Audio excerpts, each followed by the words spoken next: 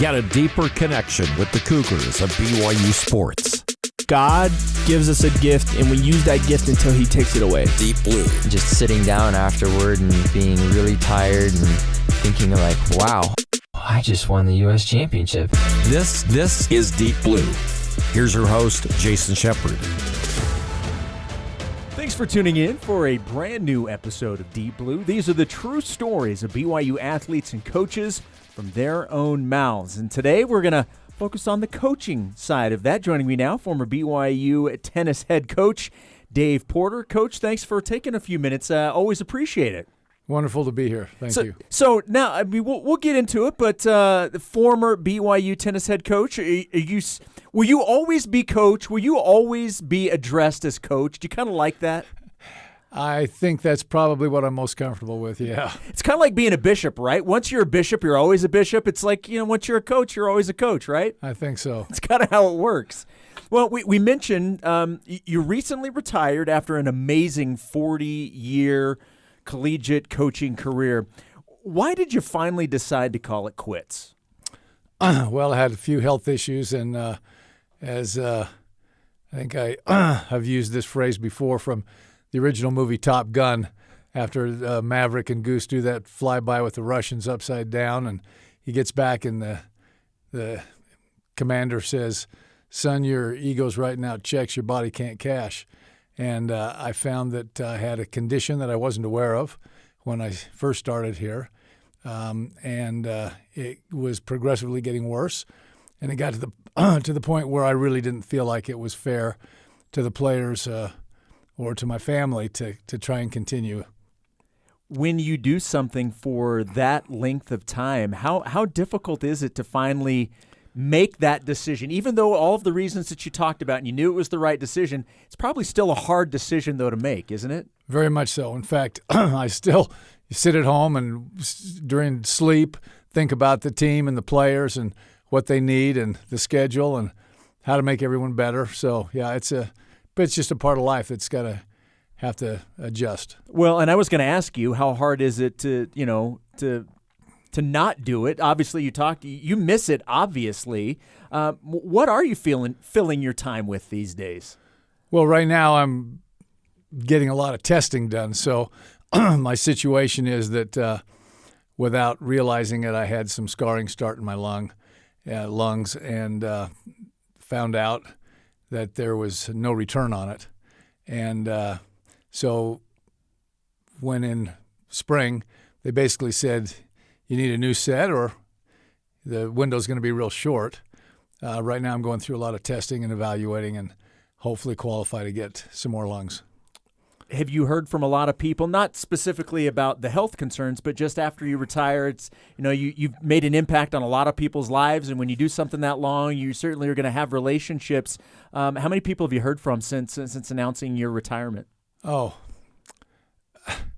hundreds, and a high percentage of that from players, former players, some from fans and friends, but mostly players. Well, and you and I actually were doing an interview completely separate from this, and you and I talked about the fact that isn't it funny that with all of the attention put on who wins and who loses and whatnot, when you look back on it, it's really the relationships that and it's those moments that you really fall back on more than anything else, isn't it? It is. And, I used to tell families when I'd be recruiting them, I'd tell the parents, I'd say, you can decide whether you're comfortable with me or not. But I said, you need to, of course, you want to pick the academic environment, you want to pick the location, all those things, but you want to pick the right coach because unless your child has the same roommate for 4 years, they're going to spend more time with the coach than anybody else in their life. We're going to spend a lot more time on your coaching career and how you got there and some of your accolades, but I want to go back to the beginning. Tell me about growing up. Tell me where you grew up and your family situation. What was Dave Porter like growing up? Well, my father is a professor here. He started. I was born in Iowa when he was finishing off one of his degrees, and then moved to Ithaca, New York, where he completed his doctorate and taught for a short time at Cornell, and then came back here to BYU when I was young, and ended up being the dean of the College of Family Living for over 20 years, and was after they disbanded the College of Family Living and put it into other areas, they named him a university professor, which means that he could teach for any department on campus that he wanted to. Harvard's only had 3 university professors in their history, and BYU's only had 1, which was him. His picture's still in the library as Professor of the Year one year. So I grew up here, went to what was called BY High School, Brigham Young High School, which is where the library is downtown now. They closed that high school at the end of my junior year. And so I graduated from Provo High School prior to coming here. But it was during that early stages of my life that I really grew a love for BYU and for sports and the community. BYU's certainly in your blood, though, isn't it? It is. Isn't it funny how it comes back full circle, too, that this is where you ended your career at BYU? Yeah. And, I can remember going to football games as a little kid when it was on where the Richards Building is now. The football field was down where the Richards Building is, and they sat on the slope and on benches there. So it was a long time ago. So let's get to when tennis came into your life. You told me that your introduction to tennis actually came as a result of having an aunt who was a tennis player, and then she got your brother interested in the sport, and he basically sort of dragged you along for the ride. So should we give your brother all of the credit for your career? Is that how this is going? I think he was a big part of it for sure. But, yeah, my Aunt Merle, she was the Utah State women's singles champion and a very good player, and we shared a cabin with some other relatives up in a place up in Provo Canyon called Wildwood. And up there were a number of cabins, and one of them was the Dixon cabin, which was Buck Dixon, who used to be the coach here. And he was a football, baseball, basketball, tennis player, All-American for BYU way back, way back.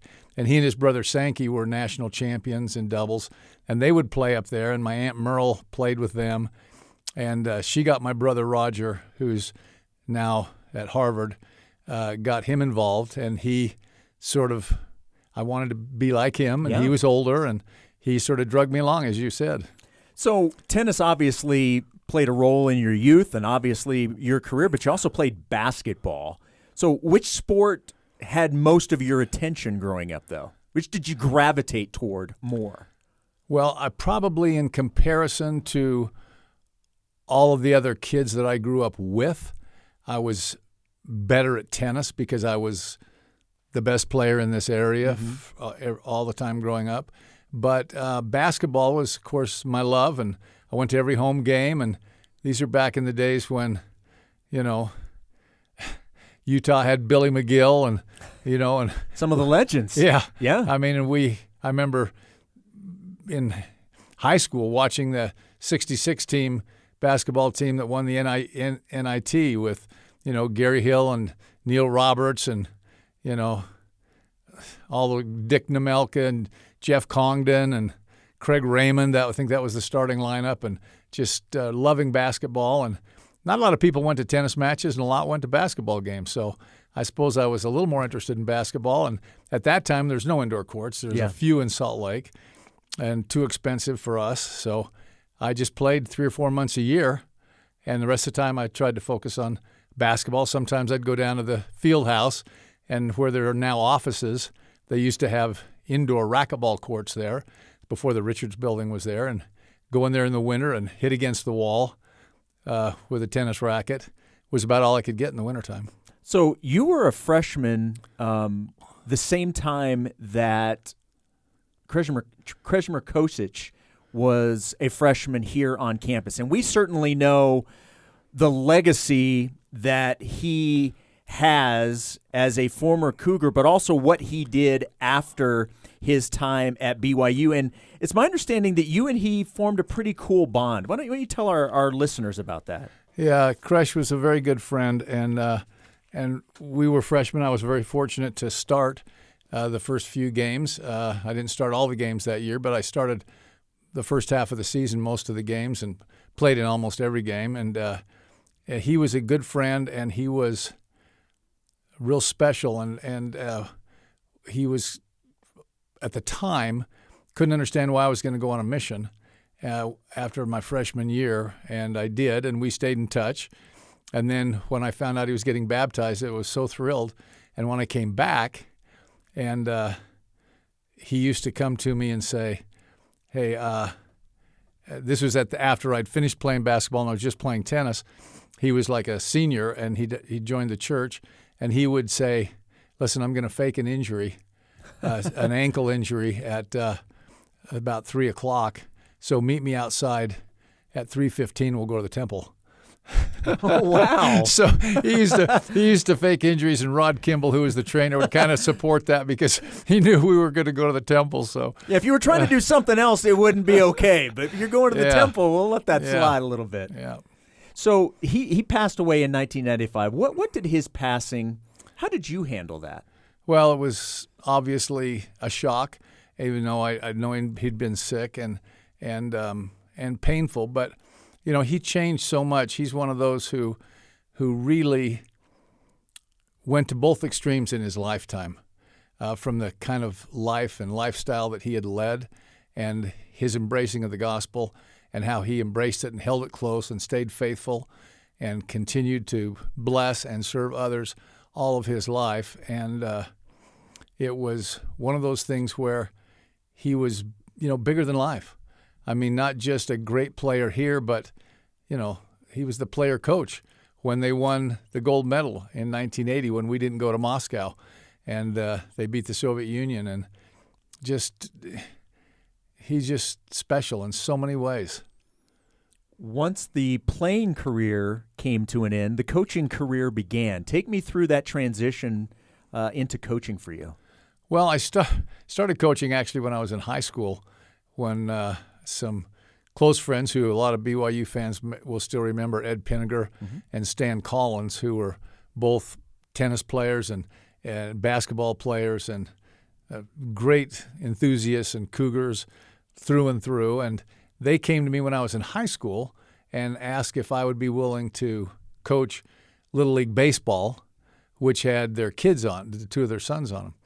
And I really didn't want to do it, but I agreed to do it, and had a great time with the kids and spent a lot of time with them, and the kids had a good experience.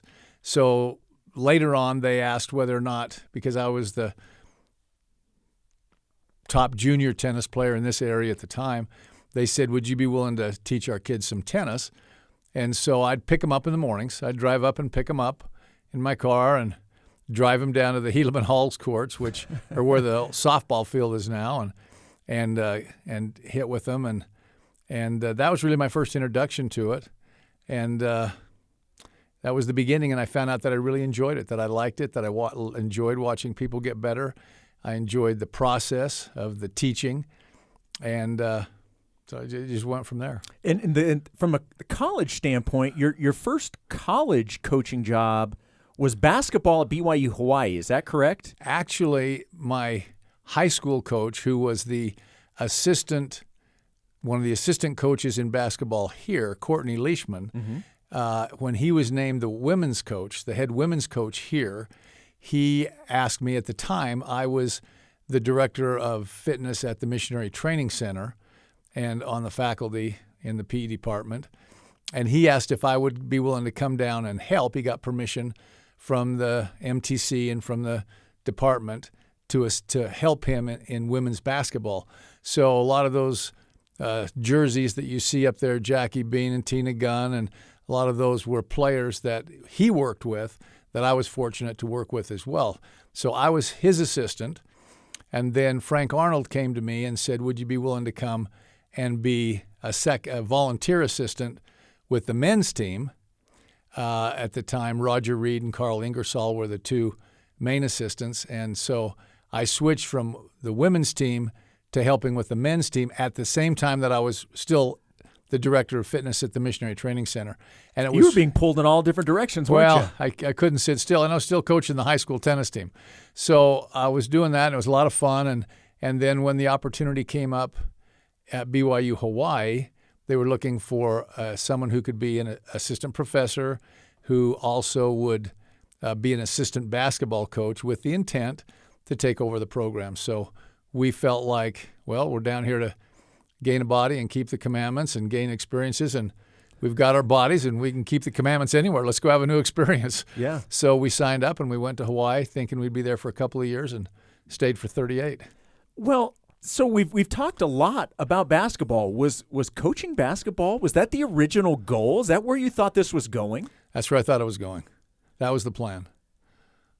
So at what point then, because it's my understanding too that while you were at BYU Hawaii, you end up as an assistant volleyball coach as well. So far we've touched on tennis, basketball, baseball. Now we're adding volleyball. How did you turn into being the men's tennis head coach?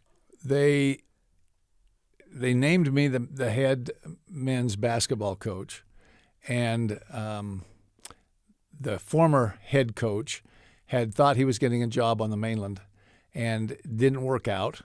They told him he could stay on as the athletic director, but he wouldn't be coaching, and he was very disappointed in that and basically became very depressed. And I went back to them and I said, look, he brought me in as his assistant. I'm not going to take his job if he still wants to do it. So I'm going to withdraw, and I would love to stay, and I'll go back to school down at the University of Hawaii and finish my PhD. I was about halfway through, and I'd like to start a tennis team.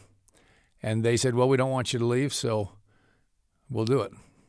Wow. All right, we'll take a quick break. We'll have more with Dave Porter when we return. This is Deep Blue on BYU Radio.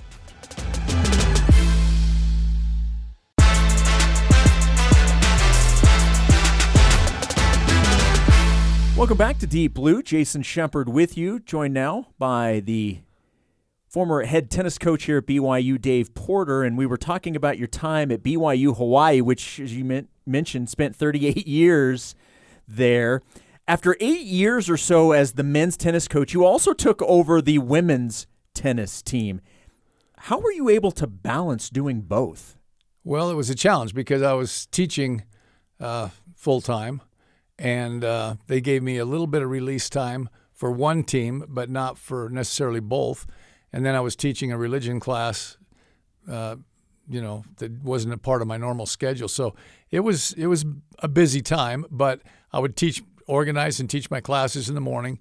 We'd start one team at noon and practice till 3, and the other team from 3 to 6. So they were long days, and but it was fun and it was rewarding, and I went to them at one point feeling like, that it was a little bit too much, and I said, I'm not sure I can, do this and do the kind of job I want.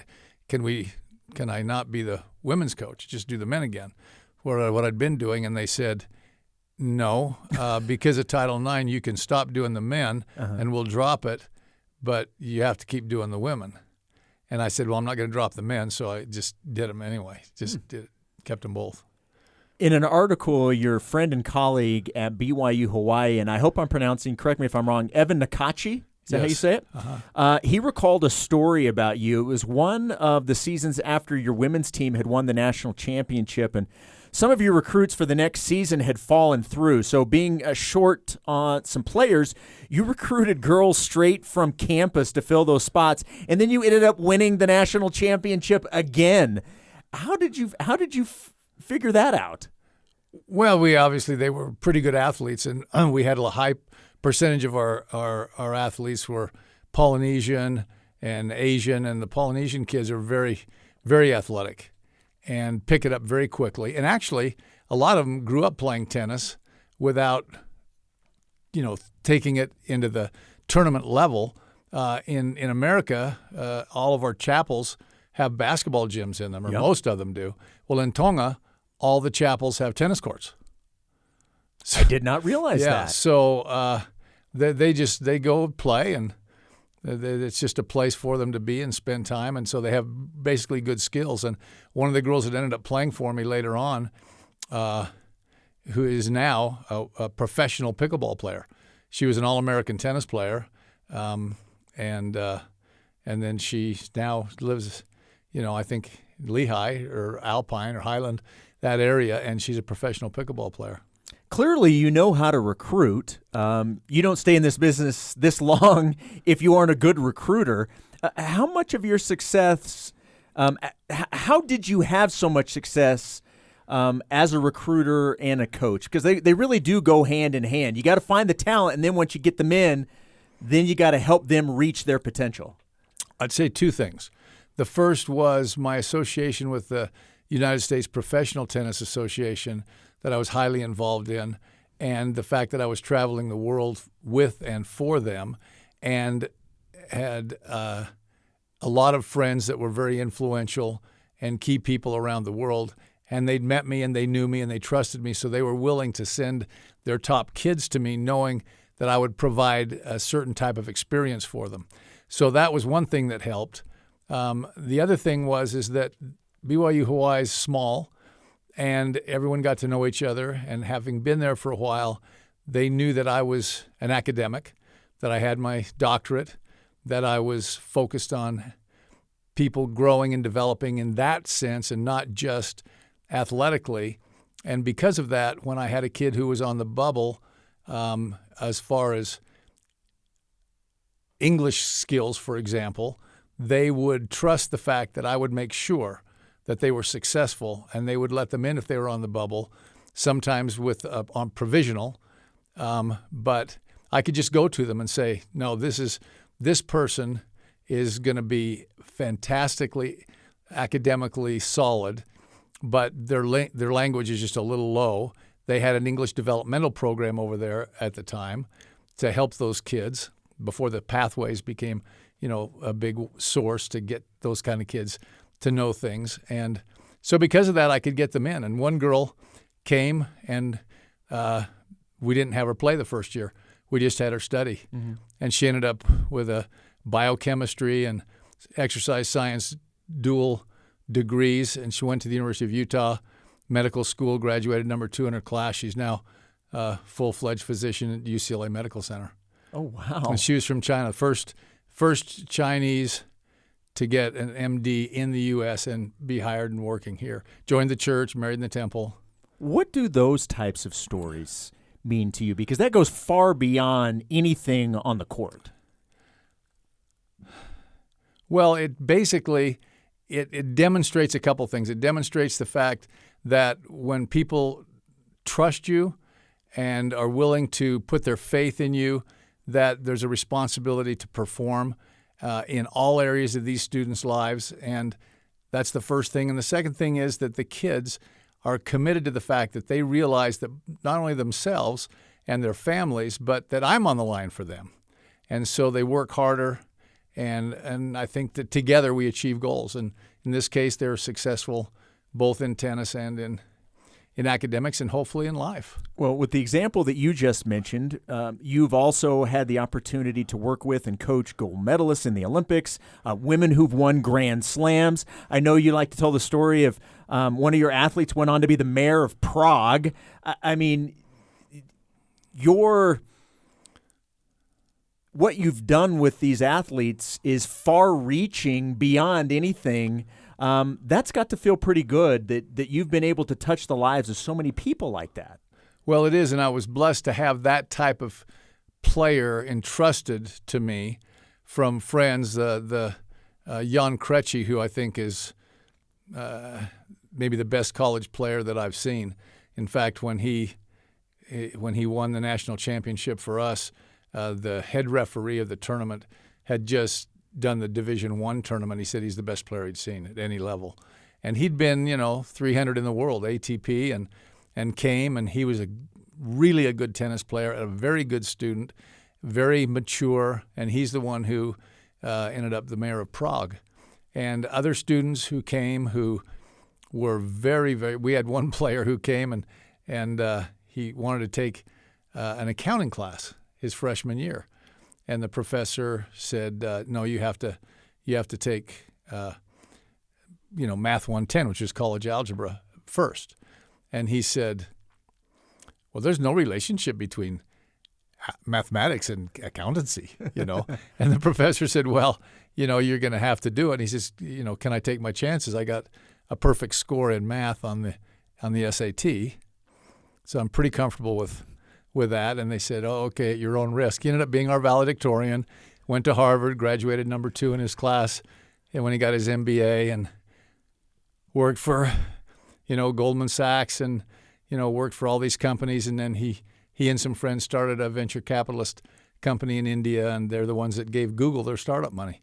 I mean, these are people that are incredibly successful worldwide that I was blessed to have come and who made an impact on my life, my kids' lives, the other players that they were around, and the whole school. So let's bring this back a little bit closer to home. There came a time where things at BYU Hawaii came to an end and your alma mater came calling. Tell me about that story. Well, it was interesting because I'd been in conversations for many, many years, decades, couple of decades actually, with the athletic department here about the option, possibility of coming back. At the time, I wanted to still teach as well as coach, and that really wasn't an option here. And so when the athletic department ended in spring of 2017, we just stayed. I was the chairman of the exercise sports science department, and we stayed. But when it hit COVID, and because of COVID, I'm not even teaching the students, I'm just teaching to a computer.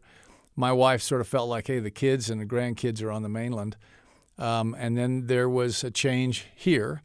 And because of COVID, or not because of COVID, but it was during the time when COVID had just hit. And so they had a little bit of a window to try to find someone, and they reached out. And Tom and Brian were very encouraging for me to come. And I basically said, well, I'll give you 3 to 5 years. I'm not going to come and leave after a year. And it ended up that after 3, the body said, that's enough. Well, look, you were BYU's head tennis coach for only a brief period of your coaching career. I'm curious, what sort of lasting impact did you hope to make here at BYU? Well, my goal was to create a culture where the players played for the love of the game. They realized that there was a possibility of going to the next level in tennis, but that the goal was that they go to the next level in life.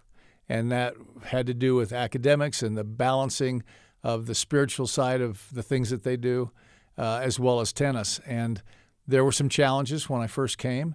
And as you mentioned, recruiting is the key, and there were some challenges with recruiting. A number of kids that we felt would be good fits here didn't have the English skills, and the policies are a little stricter. And I didn't have the relationship with the people who made the decision to try to trust that I would make sure that they got through. And so we lost some key people that I felt like would have been very helpful. But the players that are here and the enthusiasm that they have and the work, that the energy that they put in is the type of culture and team that BYU should have. And I'm grateful for them and looking forward to seeing them this year. I know a lot of coaches don't want to talk about their own personal accolades, but you're the winningest coach in collegiate tennis history. Do you ever think about that, or how do you put that into perspective? No, it's just I'm just grateful for the kids and the things that they've done. I mean, if you're doing it long enough, and I did it for a long time, and you're going to end up winning matches, and so those things just happen and just add up. And it's not, I don't think, anything necessarily that was necessarily special about me, but it was special about the kids and how hard they worked and the consistency that they worked and the fact that they enjoyed it. So they encouraged their friends, said, go to this school. This is where you want to be, and you can trust the coach, and the school's a great environment, and it's a beautiful place. And so just one thing led to another, and we had a lot of great kids come in. Do you have a memory during your career that stands out more than another? And I'm not even sure that it even has to be a sporting event, but obviously, you do something for 40 years, you're going to have a lot of things you can probably look back on. Is there anything that comes to mind for you that really made an impact on you? Well, I think that one of my favorite memories is a girl that I coached from China that was at the school, and she had some interest in the church, but hadn't made a commitment. And I told her, I said, hey, when you finally make the decision, I said, I'll be there for your baptism. And I was actually on the East Coast, and she called and said, I'm going to get baptized, and I know you can't come. You're at a camp in New Hampshire, but I wish you could be here and do the baptism. And I said, I'll be there. So I sat on the plane for 8 hours, got up like 2 a.m, drove to Boston, got on an early flight, went to Atlanta, took the nonstop to Honolulu. The whole time I'm trying to memorize the baptismal prayer in Chinese, and landed in Honolulu, drove out to the campus, changed my clothes, went in, did the baptism. They taped it for her mother so she could see it in China, and I did it in Chinese, and then went back, changed my clothes, drove back to the airport, and flew back the same day, back to the East Coast. And she's still very, very close to me, and she's the head of all the tennis and on the National Sports Committee for Hunan Province in Zhengzhou, which is one of the top 10 largest cities in China. So she's done exceptionally well, and just a faithful, strong, wonderful girl. Wow, what a great story. That's what it's about, right? That's beyond anything else. Stuff like that, experiences like that, that's what we're here for, isn't it? It is. It is. Coach, thank you so much for taking a few minutes. It has been a pleasure to be able to get to know you a little bit better and reminisce about your life and your career. And we certainly wish you nothing but the best moving forward, certainly with your health issues. Hopefully things can start to get back to normal a little bit. But thank you so much for taking a few minutes. I really enjoyed this. It's been wonderful being here. Thank you. Thank you very much. Thanks once again to my guest, Dave Porter. My name is Jason Shepard. Thank you for listening to Deep Blue. You can download and subscribe to Deep Blue on all podcast platforms or find all episodes on the BYU Radio app. Deep Blue is a production of BYU Radio.